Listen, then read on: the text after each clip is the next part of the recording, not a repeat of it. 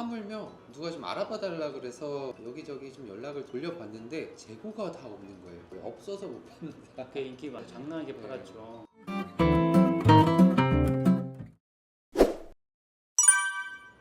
용품이나 이런 것들 트렌드가 좀 바뀐 것 같은데 의류는 확실히 체감을 좀 하시죠? 네, 의류 같은 경우가 지금 사실 뭐 자전거 다음으로 정말 빠르게 변하고 있다고 생각을 하는 것 중에 하나가, 저는 이제 편집숍이다 보니까 다양하게 취급을 하잖아요. 유럽 브랜드들의 선호도가 확 떨어졌어요. 어마어마하게 떨어졌어요. 정말 와, 이렇게 안 나가나 싶을 정도로. 유럽 브랜드들이 전에 사실 워낙 비싸지만 그 정도의 품질을 하기 때문에 샀잖아요. 맞아요. 그런데 지금 이제 제가 유통하고 있는 MBO라든지 좀 더 가격대가 낮은 뭐 라메다라든지 그런 중국에서 제대로 만든 그런 브랜드 의류들이 한국에 들어와서 시장에 이제 선보이다 보니까 유럽 브랜드랑 퀄리티는 큰 차이가 없는데 가격이 반값 차이, 반값 이래버리니까 이게 메리트가 있다, 이게 훨씬 더 괜찮다라는 그런 선호도의 좀 차이. 그렇죠. 그래서 저희가 뭐 고빅, 앤드리스, 벨로비치, Q365, T1 등등 이런 다양한 유럽 브랜드들을 가지고 있지만 정말 9대 1입니다. 그리고 저쪽에 이제 천호동 같은 경우에도 이제 거기도 이제 여러 유럽 브랜드들을 하시잖아요. 정말 작년에는 정말 힘든 해였다. 네. 근데 올해는 아마 좀 더 힘들지 않을까. 올해는 이제 이런 중국 브랜드에 대한 거부감이 많이 줄어들었어요. 네, 입어보신 분들은 다시 재구매를 하게 된다고 하시더라고요. 특히 뭐 MBO 같은 경우는 기본적으로 아주 저렴하지 않잖아요. 네. 한 중가 정도를 유지하는데 품질은 사실상 하이 퀄리티를 유지하고 있다 보니까 네, 중국에서조차도 가격대가 저렴한 브랜드가 아니다 보니까, 그래서 좀 처음에는 중국 브랜드인데 왜 이렇게 비싸요? 라고 하시는 분들도 있지만, 사실 그게 이제 뭐 어떤 유통 구조도 있지만 얘네들의 퀄리티적인 면에서도 사실 제값 주고 만든 애들은 중국에서도 비쌉니다. 하지만 유럽 브랜드랑 비교를 하면 아니, 똑같은 원단의 브랜드만 다르지, 그러니까 이게 마케팅 비용을 그만큼 썼냐 안 썼냐의 차이? 근데 이제 이거를 아시는 분들은 좀 선택을 하던 이런 브랜드의 어떤 가치를 생각을 하시는 분들, 그런 분들은 뭐 맵이나 이런 쪽으로 입으시는 것 같고, 그래도 나 이거 퀄리티 만족스럽고 가성비를 만족시켜주는 이 쪽으로 가겠다라고 하시는 분들은 또 그 브랜드를 찾으시는 것 같고. 네, 이게 또 단연 의류만의 얘기가 아니고요. 고글도 그렇고, 작년 기준에 정말 많이 판매됐던 게 알타리스트라는 제품인데, 네, 제가 작년에 영상으로 여러분들께 소개를 해드렸던 적이 있는데, 알타리스트 같은 경우에도 저희 정말 많이 판매했어요. 네. 저희 벨로라운지 전체로 하면은 아마 국내 1위를 찍지 않았나 싶기는 한데, 가격대가 전에 사실 뭐 이런 브랜드가 들어오기 전까지는 선글라스나 이쪽으로 가면 가격이 20, 30이 흔했잖아요. 네, 유럽 브랜드들 보면 대부분 다 2, 30만 원대잖아요. 근데 알타리스 같은 경우는 69,000원이었단 말이에요. 그렇죠. 렌즈 값도 한 값이지. 근데 거기에 보스 클립부터 여분 렌즈에 뭐 이렇게 다양한 구성으로 가지고 가다 보니까, 근데 또 써보시면은 착용감도 좋고 퀄리티도 나쁘지 않고, 그래서 정말 그때 전에 말씀드렸을 때 이거 그냥 쓰다가 버려도 된다, 진짜 부담 없이 쓰셔도 된다. 그렇죠. 처음에는 뭐 서브로 샀다가 괜찮네 그러면 다른 색깔 여러 개 해가지고. 네. 그리고 막상 그런 고글을 또 쓰고 라이딩을 하면 사실 저 사람이 뭘 썼는지 알 수가 없어요. 그렇죠. 그래서 어떤 간지력에서도 딱히 어떤 저해되는 포인트가 없어요. 디자인이 떨어지는 건 아니니까. 네, 어떤 분은 그냥 부담 없이 그냥 깔별로 몇 개 좋아하는 컬러대로 사시는 분도 있었고, 그래서 상대적으로 정말 어떤 100%라든지 저희가 취급하는 유럽 브랜드들의 어떤 중가 이상의 고글들이 진짜 판매가 많이 안 됐어요. 대부분 다 저가 쪽으로 많이 쏠렸었어요. 10만 원 미만대. 특히나 선글라스나 의류 같은 경우는 하나 가지고 있는 게 아니라 여러 개를 가지고 있잖아요. 저 같은 경우도 선글라스가 열 몇 개가 되다 보니까 맞습니다. 내가 오늘 입는 옷 그리고 뭐 헬멧 이거에 맞춰서 되다 보니까 네. 여러 가지 컬러를 갖고 있는 게 좋은 거 하나보다 낫다라는 생각을 하게 되죠. 그렇죠. 이제 좋은 거 하나를 가지고 있으면 그걸로 뽕을 빼야 되는데, 그렇죠. 식상해요. 좀 쓰다 보면은 지루해집니다. 또 다른 게 보여요. 저것도 괜찮은데. 계속 그만 쓰고 나가면 사람들이 넌 또 그거 쓰구나 이라는. 뭔가 이게 단벌 신사 같은 느낌. 다른 사람들은 신경도 안 쓰는 거지만 내가 신경 쓰죠. 그렇죠. 또 이제 다음 트렌드 최근에 또 약간의 변화가 있는 것 중에 하나가 작년에 해머헤드 카루 대화면 컴퓨터, 사이클링 컴퓨터가 대화면으로 나왔어요. 사실 해머헤드가 처음 나왔을 땐 이게 레이싱용은 너무 큰 거 아니야? 라는 생각이 들긴 했지만 카루가 나오면서 무게를 조금 줄이고 하니까 실제 레이싱에 나왔고 또 프랑스 판모에서는 1등을 했고 또 투어 팀들도 많이 사용하고 있고 그러고 나서 그거에 대적을 하기 위해서인지 모르겠지만 몇 달 후에 이제는 가민에서 1050이 나왔죠. 그렇죠. 1050은 더 커졌어요. 그리고 작년 12월에 와우가 더 커졌어.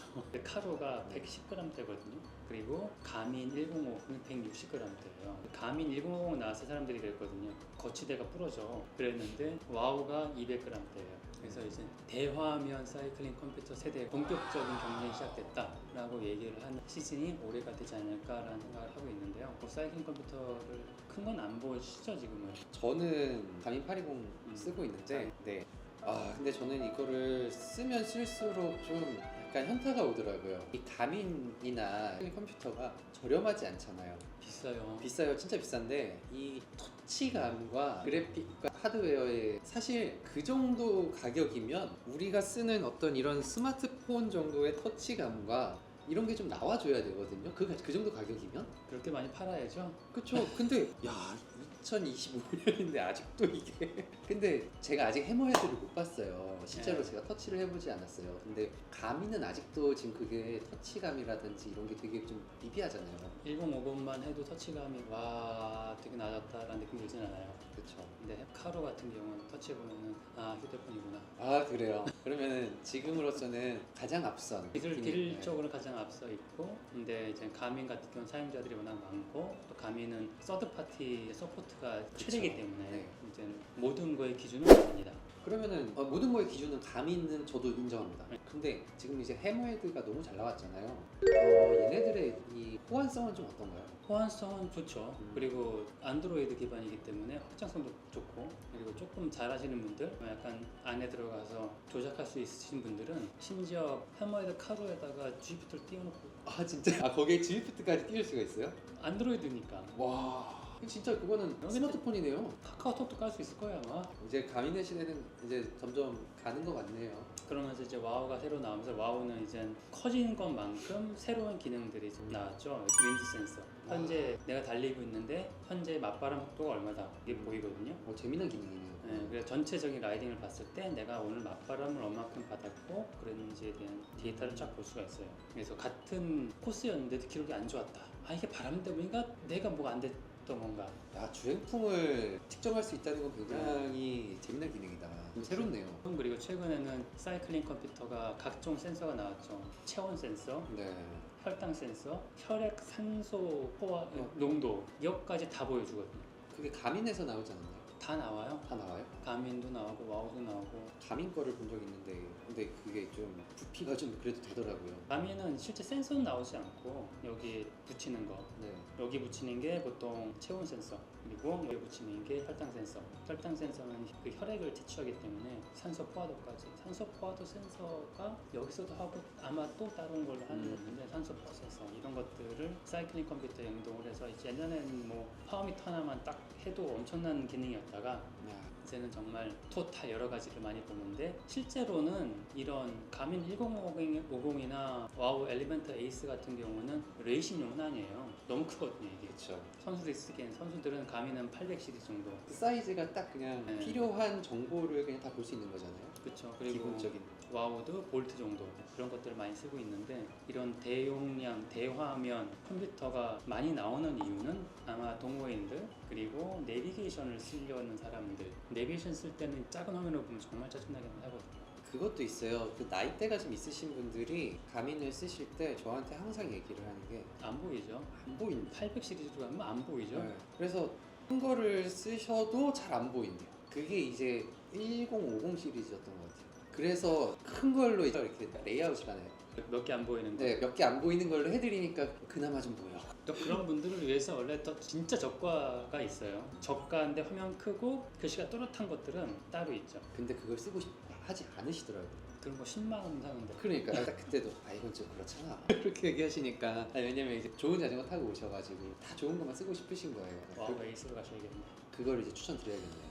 그래서 최근에 있는 트렌드 중 용품 트렌드 중에서 좀 주목할 만한 게 대화면, 고성능 사이클링 컴퓨터. 분들한테 어디까지 필요한지 모르겠지만 정말 어마어마한 기능들이 들어가 있고 가격은 휴대폰 가격이다.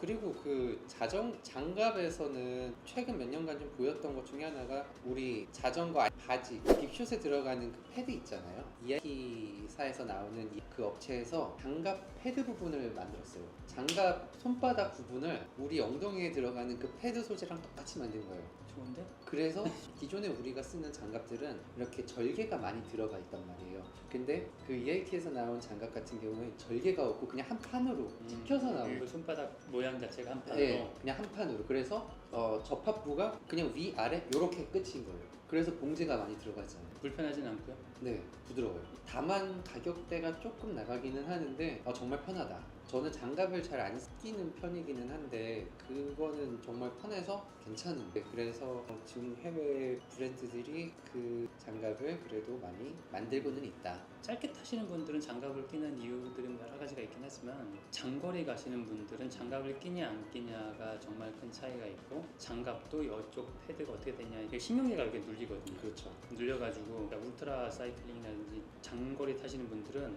라이딩 끝나고 나서 이게 안 움직여요. 꽤 많은 통증이 생기는데 그런 걸로 해소될 수 있어서 많이 좋죠.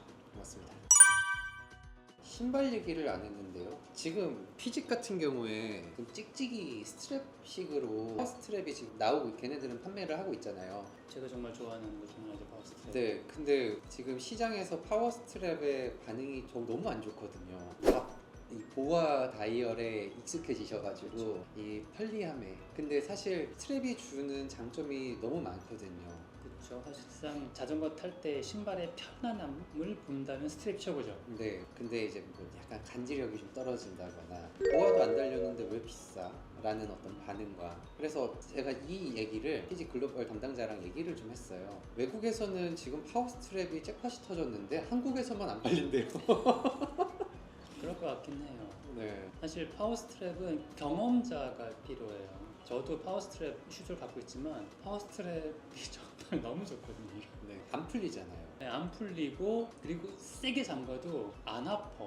다이얼은 제가 세게 못 잠그는 게 다이얼이 와이어잖아요. 네. 와이어가 지나가는 부분이 발등을 눌러서 발길이 너무 아픈 거예요. 그렇죠. 네, 그래서 장시간 신으면 발이 아프고 조여지는 게 너무 단단해서 발이 아픈데 스트랩은 넓고 전체를 감싸주고 네, 그래서 진짜 강하게 딱 조였을 때도 편안하게 단단하게 잡아주는 그게 너무 좋아서 스트랩을 사용하고 있는데 추천을 많이 드리죠. 근데 제품이 많이 없어.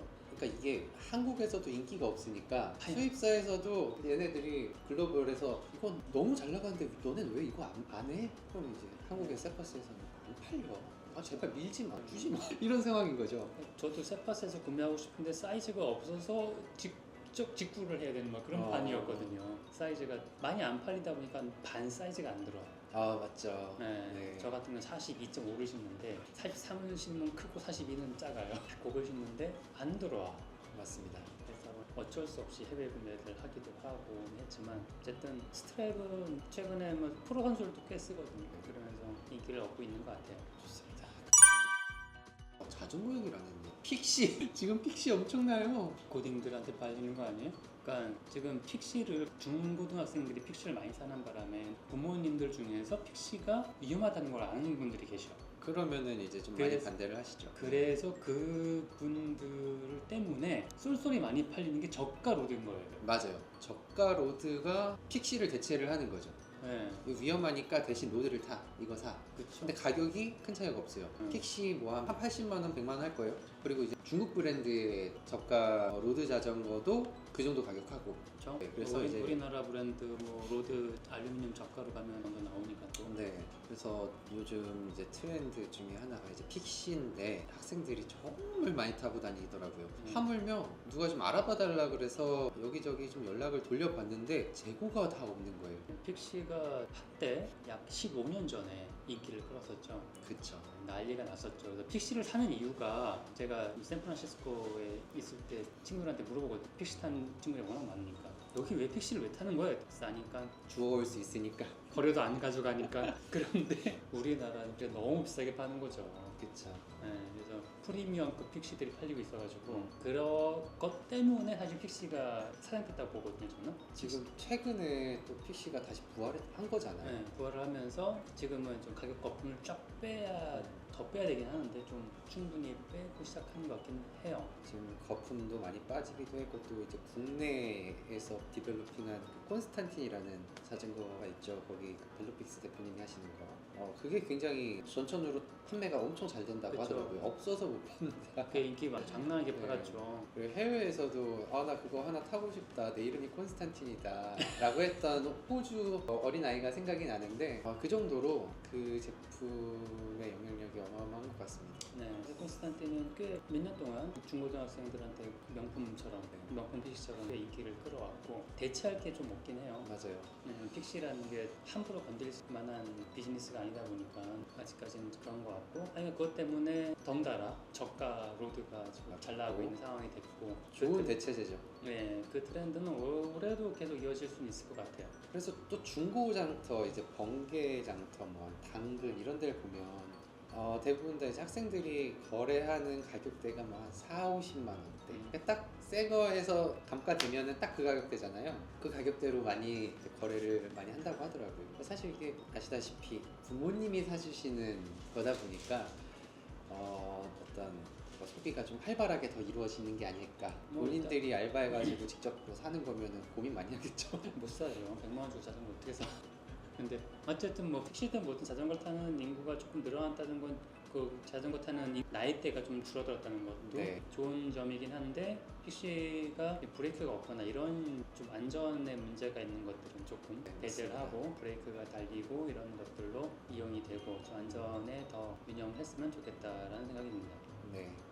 이 픽시에 대한 문화에 대해서는 제가 지금 공부하는 부분에서 이제 연구 주제로, 논문 주제로 한번 써봐야겠네요. 오늘은 그래서 이제 편집장님과 함께 이제 25년도에 대한 트렌드에 대해서 저희가 좀 얘기를 했고, 지금 뭐 자전거 업계도 그렇고 모든 이제 구독자님들 또 주변의 모든 분들의 어떤 이제 경제적 사정이 너무 좀 그냥 전체적인 어떤 이런 상황들이 너무 안 좋은 것 같습니다. 하지만 취미 생활을 또 꺼트릴 수는 없고, 또 저희는 이런 트렌드를 읽어드리면서도 또 이렇게 산업을 또 걱정을 안 할 수가 없고, 그래서 여러모로 좀 올해는 좀 더 따뜻한 해가 되었으면 좋겠습니다. 작년보다는 좀 저는 개인적인 소망으로는 환율이 좀 많이 내려갔으면 좋겠고요. 저는 이제 수입을 하다 보니까. 수입하시는 분들한테는 환율이 지금 엄청난 타격이 되고 있고 그래서 유일하게 제가 달러를 벌어들이는 게 있습니다. 바로 유튜브입니다. 영상 보시는 분들은 꼭 구독, 좋아요 안 해주셔도 돼요. 구독은 꼭 좀 해주십시오. 이게 유일하게 제가 달러를 외화벌이를 하는 수단이 유튜브입니다. 그래서